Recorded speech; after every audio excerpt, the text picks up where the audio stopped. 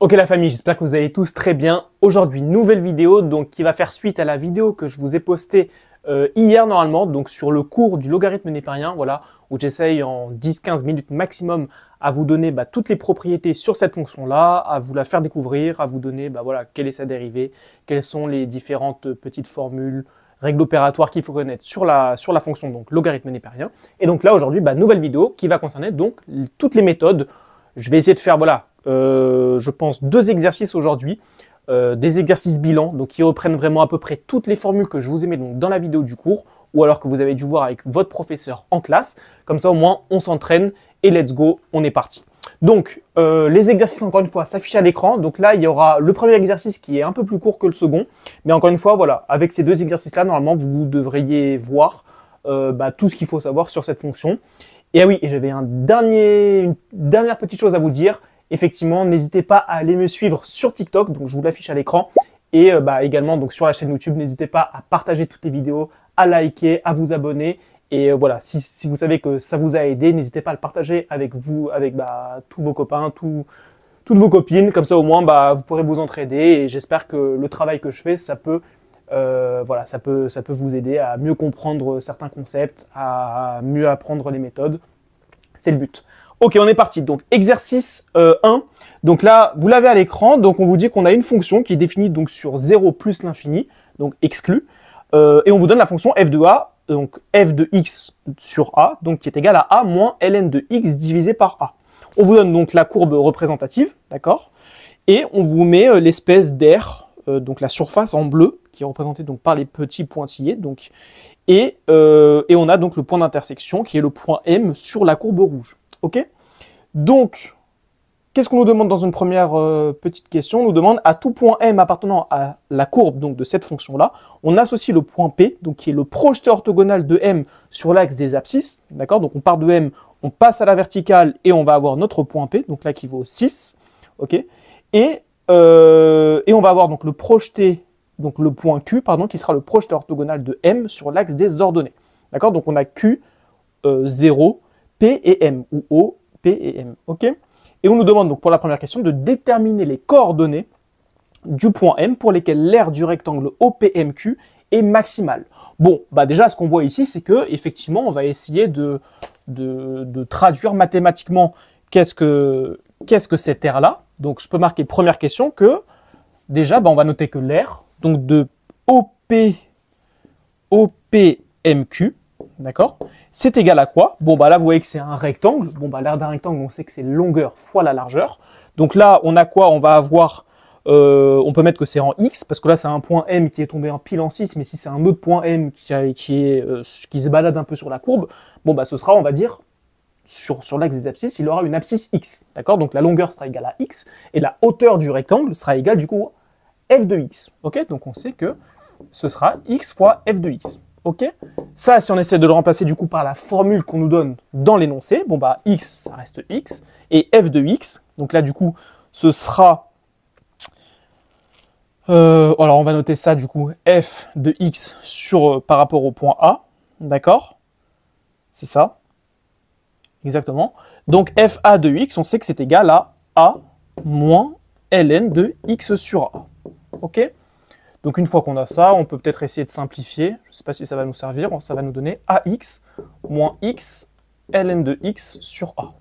Voilà, donc on a juste développé et on tombe sur ça. Donc ça, du coup, ça nous donne l'aire de OPMQ. Donc c'est-à-dire que l'aire de OPMQ, donc de ce rectangle bleu, est égale à cette fonction-là. Et nous, on veut savoir quand est-ce que cette aire est maximale. Donc en gros, on cherche le point donc sur le graphe, d'accord, avec la fonction qui est comme ça. On cherche le point pour que l'aire du rectangle soit maximale. Si le point est ici, si le point est ici, ici, ici, ici. D'accord? Donc, ça va revenir à faire quoi? À regarder quand est-ce que notre fonction est maximale, en fait. Quand est-ce que cette fonction-là est maximale? Parce que quand l'aire est maximale, puisque ça, c'est une fonction, d'accord? On peut noter que ça, c'est une fonction, par exemple, GA de x, ok? Donc l'aire est une fonction. Quand est-ce que l'aire est maximale? C'est quand justement la fonction est maximale. Donc en fait, quand la traduction de cette fonction-là est maximale. Qu'est-ce qu'on fait? On va tout simplement faire un calcul de dérivée. Là, je vais noter GA' de x.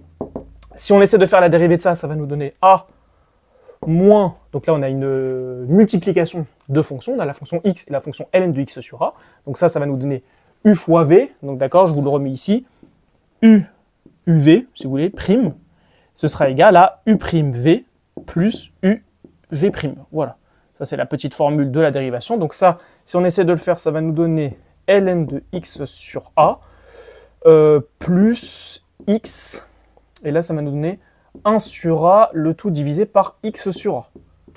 Ok, si on essaie de simplifier ça vite fait, ça va nous donner ln de x sur a moins... alors du coup, ça va monter, donc les a ils vont se supprimer, boum boum, les x vont se supprimer, donc il va rester 1. Ok, donc là normalement on est bon. Si je dis pas de bêtises, ça doit être ça. Ok, donc là pour la dérivée de g' a de x, on a effectivement cette fonction-là. Et du coup, donc là on est toujours défini sur R plus étoile. D'accord, donc là l'ensemble de définition n'a pas changé. Donc R étoile plus, comme c'est donné dans l'énoncé. Et du coup, si on essaie de voir avec donc, le tableau de variation quand est-ce qu'on est au maximum, il faut essayer déjà de déterminer le signe de tout ça.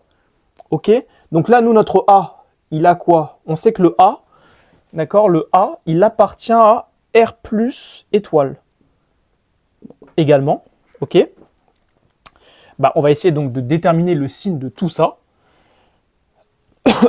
Alors, on va voir quand est-ce que A-1, donc là je mets le moins 1 de ce côté-là, moins ln de x sur A est positif. Donc là j'ai juste à faire un petit calcul avec une inégalité, donc ça va nous faire A-1 qui est supérieur ou égal donc à ln de x sur A. Ça nous fait effectivement, donc pour enlever le logarithme népérien, on passe à l'exponentielle.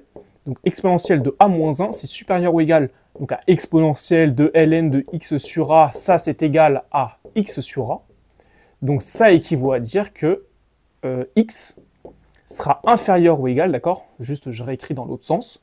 Je fais passer le a de l'autre côté, donc à a exponentielle de a-1. Et là j'ai trouvé, donc lorsque x sera inférieur ou égal à a exponentielle de a-1, on aura tout ça, donc toute la dérivée qui sera positive. D'accord? J'efface et je vous fais le petit tableau. Donc, je le réécris ici. On a montré que effectivement, g' a de x qui était égal à a-1 moins ln de x sur a. Donc, c'était positif, donc supérieur ou égal à 0. Ça équivaut à dire que c'est quand x était inférieur ou égal à a exponentielle de a-1. Voilà, normalement, on est bon. Donc, du coup, si je fais mon petit tableau de variation, donc on était sur 0 plus l'infini, je vais avoir donc le signe de f' de x. Ici, je vais avoir les variations de f ici.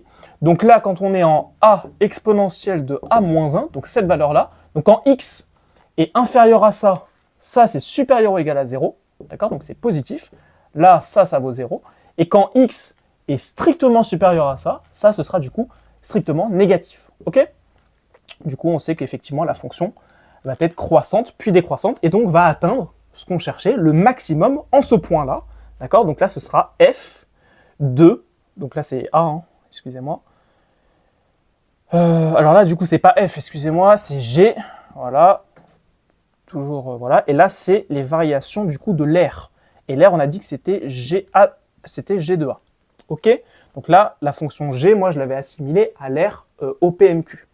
Donc, là, du coup, ce ne sera pas f, ce sera g de cette valeur-là. Donc, g de a exponentielle de a-1. Donc ça, on peut la calculer pour, du coup, voir c'est quoi le maximum. Alors, on va avoir g, donc a de a exponentielle de a-1, hop, qui sera, du coup, égal, alors, avec g qui était égal à, on avait dit... alors, g, si vous le reprenez par rapport à ce que j'ai mis juste avant, c'était x. C'était x facteur de a moins ln de x sur a. Alors, je vais juste vous remettre x ici, du coup. Ok. Voilà, c'était ça. Donc, du coup, effectivement, ça implique que si je calcule en a exponentielle de a moins 1, bah là, j'ai plus qu'à remplacer tous les x par a exponentielle de a-1, donc ça va nous faire a exponentielle de a-1, facteur de a moins ln de a exponentielle de a-1, le tout divisé par a. Ok? Là, est-ce qu'il y a des petites simplifications à faire? Oui, donc ça va nous faire donc le a exponentielle de a-1, ça je peux le laisser. Là, je remets le a. Là, les deux a, ils s'éliminent. Et ln de exponentielle, ça va nous faire la valeur en puissance. Donc, moins a-1. OK? Comme ça. Hop. Du coup, là, il va nous rester a exponentielle de a-1. Les a s'éliminent et moins fois moins 1, ça nous fait plus 1. Donc là, ça nous fait 1. Donc 1 fois tout ça, il nous reste ça. Donc du coup, on a GA de a exponentielle de a-1 qui est égal à ça. Donc c'est-à-dire que la valeur ici, donc la valeur maximale en fait de l'air, donc du rectangle bleu, est égale à a exponentielle de a-1. Et normalement, je ne me suis pas trompé. On est bon. OK? Donc là, du coup, on a bien calculé quand l'air est maximal, et c'est exactement en cette valeur. OK? Ok, donc on passe à la dernière question, et là on vous demande cette fois-ci, donc, existe-t-il plusieurs valeurs de A pour lesquelles cet air maximal soit atteint en M ayant pour abscisse A? Bon bah là c'est tout simple, donc je vais vous effacer ça, et on est parti. Donc pour la deuxième question, on a dit nous effectivement que l'air était maximal au point d'abscisse X était égal, du coup c'était, on avait trouvé juste avant, A exponentielle de A-1. Et là on vous dit dans la question que donc pour lesquels cet air maximal soit atteint en M ayant pour abscisse A. Donc c'est-à-dire qu'en fait l'abscisse que nous on a trouvé, il faut que ce soit égal à A. D'accord? Et on va voir s'il y a effectivement plusieurs valeurs de A possibles. Bon bah là du coup je vais juste me garder cette équation là et on va essayer de trouver le A. Bon bah là j'ai du A à gauche, j'ai du A à droite, en sachant que là on peut les supprimer. Pourquoi? Parce que A appartient à R étoile plus, donc il ne peut pas être égal à 0, donc là je peux le supprimer. Donc on va avoir exponentielle de A-1 qui était égal à 1, d'accord? Ça c'est égal à quoi? C'est égal à exponentielle de 0, 1. Donc ça faut jamais, hein, il faut pas l'oublier ce truc-là, c'est très souvent utile.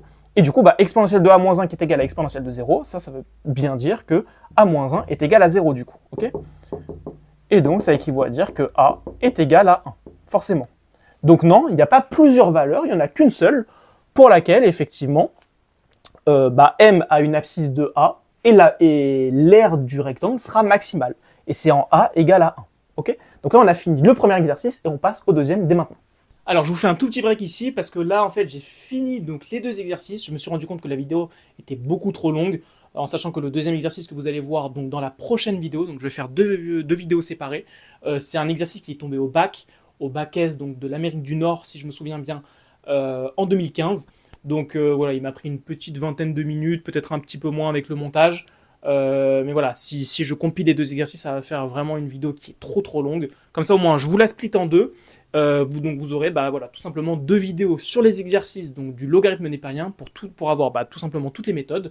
Donc n'hésitez pas à aller check la vidéo, donc la deuxième qui sortira, je pense, peut-être à un jour d'intervalle. Comme ça, au moins, je laisse le temps sur la chaîne de tout avoir au moment voulu.